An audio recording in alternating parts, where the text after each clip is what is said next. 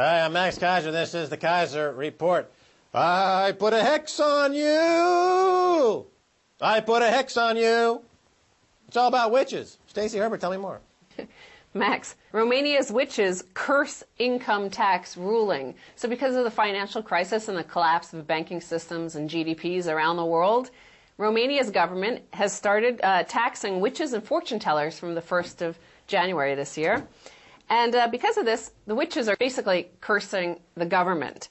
Now, Queen Witch Bratura Buzea is furious about the new law, and she says that she plans to cast a spell using a particularly effective concoction of cat excrement and a dead dog. This is her reasoning for it. We do harm to those who harm us.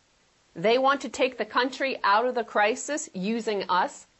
They should get us out of the crisis because they brought us into it. And I might add, they brought us into it, the global banking cartel, through what could be called just as wacky as using cat excrement and dead dogs that they stuff into a concoction of some sort of securitized product. Yeah, well, the Goldman Sachs collateralized debt obligation, most of it is cat excrement and dead dogs. This is what they're finding. The Federal Reserve Bank's balance sheet in Washington, the reason why they're afraid to do an audit at the request of Ron Paul is because they know that they've got basically dead beetles, eye of newt, some old chicken bones, some dead cat excrement. That's about all they got at the Federal Reserve because the U.S. is technically bankrupt, insolvent. So these witches are fighting fire with fire. Yeah, they're fighting excrement with dog poop. So you mentioned the collateralized debt obligations backed by the subprime mortgages in the U.S. Here's a headline for you.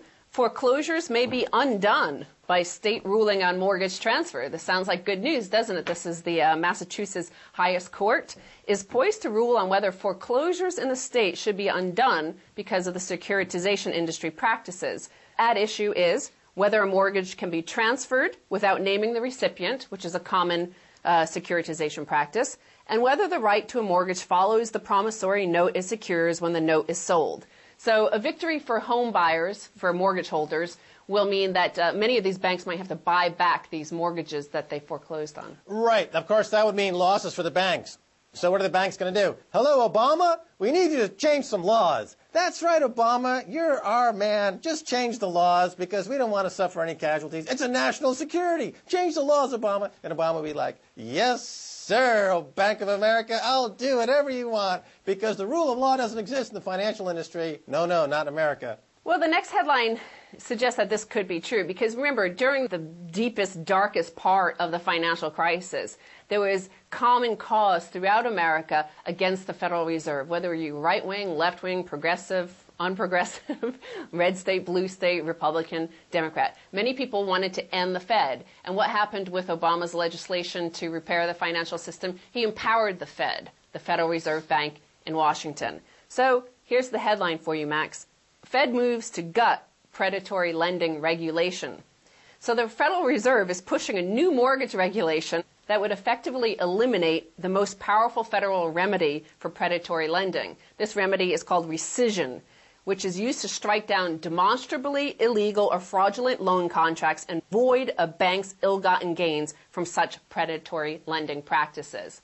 Under the Fed's new proposal, however, borrowers will be required to pay off the balance of the loan before the bank loses its right to foreclose. So that means borrowers could still lose their homes even in cases where banks have broken the law. I mean, they're going to strike down predatory lending laws, right? So they can reopen the predatory lending down there in the ghetto on Wall Street. So that Cleophas Jones, Jamie Dimon at J.P. Morgan in his big pink furry pimp hat can go up to the ghetto around America and say, I got your predatory loans, y'all, because I'm the pimp daddy, pimp shark. It's disgusting if you think about it that they applied ghetto economics, loan sharking, payday loans, crack dealing is the primary business, and sending out their ghetto gangbangers, the U.S. Pentagon-sponsored military, to go rape and pillage. This is the entire business model supporting these banks. So that takes me to this next headline, Max. And Obama's new chief of staff, William Daley, J.P. Morgan vice chairman, lobbied against financial reform, foe of health care bill, opposed Consumer Protection Bureau. He apparently was against it when Timothy Geithner called him to basically lobby J.P. Morgan for support of the Consumer Protection Bureau. He said at the time that he believed that there were sufficient consumer safeguards already on the books. Yeah, well, he's a stone-cold liar. And he's obviously part of the same ghetto economics of getting America into as much debt as possible so that they become indentured servants, answering only to their slave masters on Wall Street who are shilling and slopping and slinging. They're debt slingers, not unlike the crack dealers. But we already know that. What I want to know is, how does Obama get up in the morning and look at himself in the mirror and not cry in embarrassment and shame? As an American myself, I am deeply embarrassed by this idiot who's totally in the service of the bankers. Well, speaking of bankers, Goldman Sachs may sell Facebook stake without warning. Well, apparently, they have this deal for private investors to get involved with Facebook. They wrote in the bottom that, they might actually be betting against them. Right. Well, last year, of course, they had to pay a $550 million fine for betting against their own clients. They broke the law. Now, in this case, in the Facebook deal, the securities laws say that if you have more than 500 investors, you need to disclose more about the company to the SEC. But Goldman Sachs said, well, the law doesn't apply to us. The law is for the small people. We don't. If the law is something that it gets in the way of us raping people, we just have you change the law. I mean, they're above the law. Remember, Blankfein said he's doing God's work. So, God doesn't have to obey the law, right? Another point is made by Simon Johnson, who, in a piece called "Why Are Taxpayers Subsidizing Facebook and the Next Bubble?" He says that Goldman Sachs, remember, it was made by Hank Paulson into a bank holding company. So they're able to borrow from the Fed at 0%, and yet they're engaged, obviously, in very risky investments as if they're a hedge fund.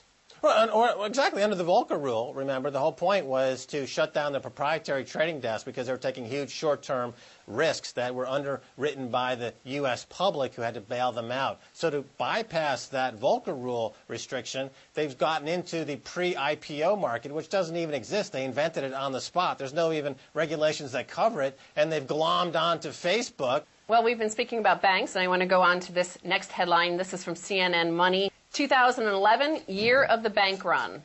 This is a question they're asking because Irish bank deposits declined in November for the fourth straight month, the central bank said just this past week. Overseas deposits fled the country at their fastest pace in more than a year. And so they then asked the question, is a bank run about to bring Europe to its knees? But of course, will we even know? Because it could technically, we might even have to be bleeping out this word bank run here because they're starting to introduce legislation against even mentioning the word bank run. That's right. You can't say blah, blah, blah. No, you can't say blah, blah, blah, blah. No, you can't say it because it might cause people to be concerned about their deposits. Remember at Northern Rock in the UK, people were concerned because they were involved in predatory lending. They were offering 125% loans on people's homes, which we said at the time was unsustainable. The bank collapsed. There was a huge run, justifiably so. And then you got into this whole period of bailouts and off-balance sheet accounting and the shadow banking system. But yeah, of course, it's very Orwellian, isn't it? You can't tell the people that, hey, your bank's insolvent and you might want to move your money out of that bank, put it into a vault somewhere, own some precious metals or something of value. That in itself becomes, of course, terrorist speech, and you can't even have it. Ultimately, what this means is that when you go to take money out of the ATM, it'll say, well, you can only take out $20 or $30 a day or 20 or 30 euros a day. It'll be basically a collapse, but you won't know it because your money will be rationed to you. But speaking of money being rationed, it's not real money. People get confused when they think money. It's actually debt. So that brings me to this next headline, Max. Credit cards used to pay mortgage or rent by 2 million people. This is in the United Kingdom. 2 million people, or 6% of the population, is putting their mortgage payment or their rent on their credit card. This is inflationary, of course, because credit card rates are 16% on average in the UK at the moment. Many people, of course, are paying 30%. But this has to be added to these inflation numbers. That's right. That's right. And, of course, the governments are trying like mad to keep rates from going even higher by buying back their own debts. So they're printing more money to buy back their own debts.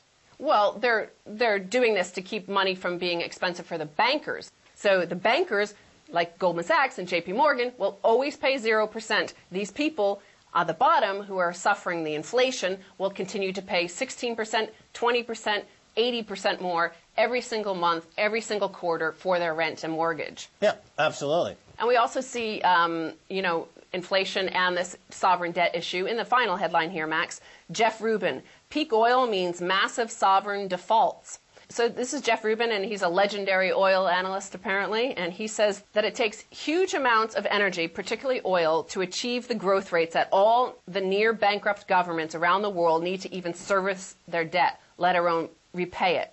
So the minute global industrial production recovered from the recession, oil prices were suddenly on the verge of triple digits. That's not an accident, since the two go hand in hand. Global oil demand is up 2.5 million barrels per day from last year. Any further increases in oil demand and oil prices will be trading comfortably in triple-digit range. Yeah, so in other words, GDP growth, you need it to re-stimulate the economy to pay off all the debt. But GDP growth is contingent on oil. Oil drives the global economy. Every single part of the global economy is tied to oil. But he also mentions the fact that you've got peak oil. So there's probably not even enough oil in the ground to finance the recovery. So there's just a huge intersection of competing die-offs. Not only are the birds dying and the fish dying and the crabs dying, but the bond market's dying and the credit market's dying and the oil's dying. It's peak oil. Well, there's not enough oil in the ground at less than $100 per barrel. Right. And you need that less than $100 per barrel to continue to grow the economy. Didn't the Mayans say that 2012 was the big end of time, I believe? Well, we should ask the Romanian witches. They would know. All righty. Well, thanks, Stacey Herbert, for being on the Keiser Report. Thank you, Max. All righty. When I come back, we're going to be talking with Gonzalo Lira in Chile about the economy, what's happening down there, so don't go away.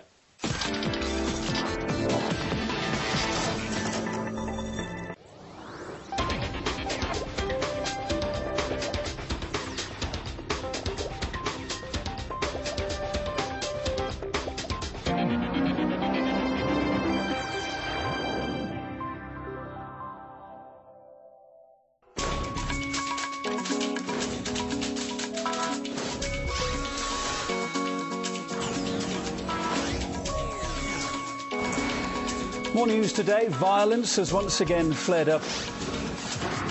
These are the images the world has been seeing from the streets of Canada. Giant corporations rule the day.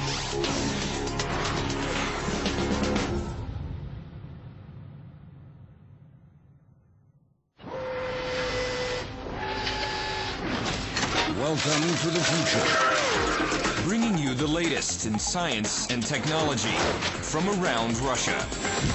We've got the future covered.